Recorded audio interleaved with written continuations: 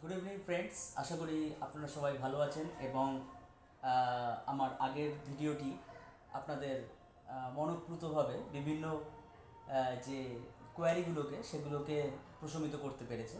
তো আজকে আমরা জ্যোতিষচর্চার প্রথম যে ক্লাসে সেখানে যদি আসি, তাহলে বেশ কিছু বিষয় নিয়ে আমরা আলোচনা করব, যেগুলো আশা করি প্রত্যেক জ্যোতিষপ্রেমী বা জ্যোতিষ অনুরাগী ব্যক্তির কাছে একটি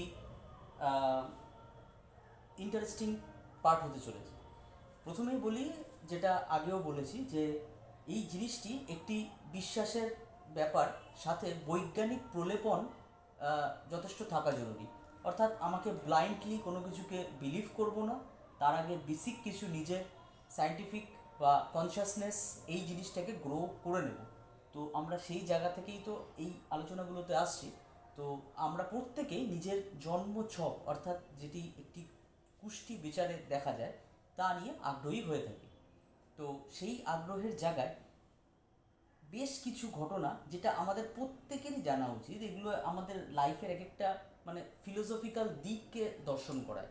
আমি আগেও বলেছি যে এটি জেনে রাখা যে শুধুমাত্র আমি শিখবো বা আমি সেই মতো ক্লায়েন্ট হ্যান্ডেল করব, সেরকম কোনো ব্যাপার নেই। এই জিনিসটা ওভারঅল একটা কনসিয়াসনেস বা একটি নতুন সাবজেক্ট জানার যে পরিপূর্ণতা, সেটি এনে দেয়।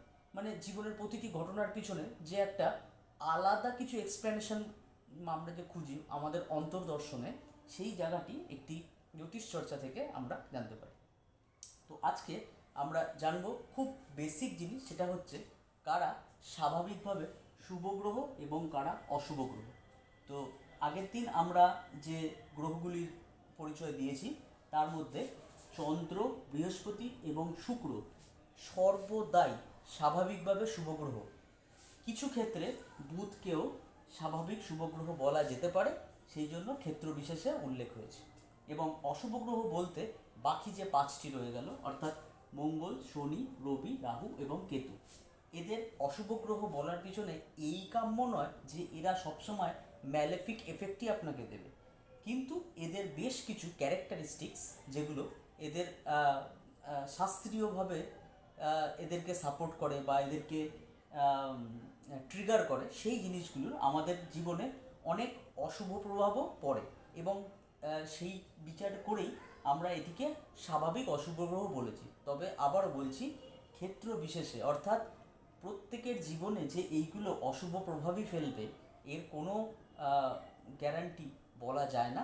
সেক্ষেত্রে তার জন্য সামগ্রিক বিচার প্রয়োজন। নেক্সট, আমরা আগের দিন 12টি রাশিকে কাউন্ট করা শিখিয়েছি। এখান থেকে মেষ রাশি শুরু হয়েছিল এবং এখান থেকে অ্যান্টি ক্লকওয়াইজ ঘুরে ঘুরে আমরা মীন রাশি অবধি পৌঁছেছিলাম। তো সেইখানে আমরা 6টি পুং রাশি এবং 6টি স্ত্রী রাশি পাব। সেই পুং রাশিগুলো কী কী? বেস থেকে শুরু করে 1 গ্যাপ দিয়ে যে রাশিগুলো পাওয়া যায়, অর্থাৎ 1, 2, 3, 4, 5, 6, এইগুলো হচ্ছে সব পুং রাশি, অর্থাৎ মেল ক্যারেক্টারিস্টিক্স বেশি দর্শন করা। এবং বাকি যে 6টি রাশি বেঁচে গেল, বৃষ রাশি থেকে শুরু করে, অর্থাৎ এখান থেকে 1, 2, 3, 4, 5, 6, এরা সবাই স্ত্রী রাশি, অর্থাৎ এখানে অনেক ফিমেল, অর্থাৎ পুং রাশির বিপরীত বৈশিষ্ট্যগুলোকে বেশি দেখা যায়। এবং এই সব কিছু জানার পর আমরা যখন একটি লগ্ন ছক দেখি প্রত্যেক জাতক জাতিকা হিসাবে, আমরা খুব ইন্টারেস্টিংলি দুটো জিনিসে লক্ষ্য করি। একটি হলো তার লগ্ন, অপরটি হলো তার রাশি। তো লগ্ন জিনিসটি কি? লগ্ন জিনিসটা হলো আমাদের তনুভাব, তনু অর্থাৎ দেহ। আমরা নিজে সেলফ রিপ্রেজেন্টেশন যে জায়গা থেকে দেখি, আমাদের নিজস্ব দেহ বা আমাদের ওভারঅল যে রিপ্রেজেন্টেশন, সেটা লগ্নভাব। সেটিকে সর্বদা আরবিট্রারি আমাদের ফার্স্ট ঘর ধরা হলো। অর্থাৎ ধরা যাক কোনো জাতকের D1 বা লগ্ন ছকে যদি এরকমভাবে একটি অর্থাৎ লগ্ন বসে থাকে, যেমন এটি কর্কট রাশির ক্ষেত্রে প্রযোজ্য হয়েছে। কর্কট রাশি, মেষ, বৃষ, মিথুন, কর্কট, অর্থাৎ উক্ত জাতকের লগ্ন দাঁড়াবে কর্কট এবং এটি তার ফার্স্ট ঘর হবে। কাউন্টিংয়ে এখান থেকে 1, অ্যান্টি ক্লকওয়াইজ 2, 3, এরম করতে করতে করতে করতে এইখানে 12 এসে দাঁড়াবে। রাইট? তো এভাবে আমরা লগ্ন এবং ভাবের কাউন্টিংগুলো শিখলাম খুব ইজিলি। একই রকমভাবে রাশি বলতে বোঝায় সেই লগ্ন ছকে চন্দ্র কোন পজিশানে বসে আছে সেইটি আমাদের রাশি। অর্থাৎ ধরা যাক এই একটি এক্সাম্পল জাতকে কোনো বাকি 11টি ঘর বা লগ্নেও পড়তে পারে যদি চন্দ্রের অবস্থানটা এরূপ হয়। ধরা যাক এইখানে চন্দ্র থাকলো, অর্থাৎ এটি কোন রাশি? এটি হলো তুলা রাশির অবস্থান। এটি যেমন কর্কট ছিল, এটি তুলা। অর্থাৎ এই জাতকের 1, 2, 3, 4 নং ঘরে রয়েছে রাশি যা তুলা রাশি।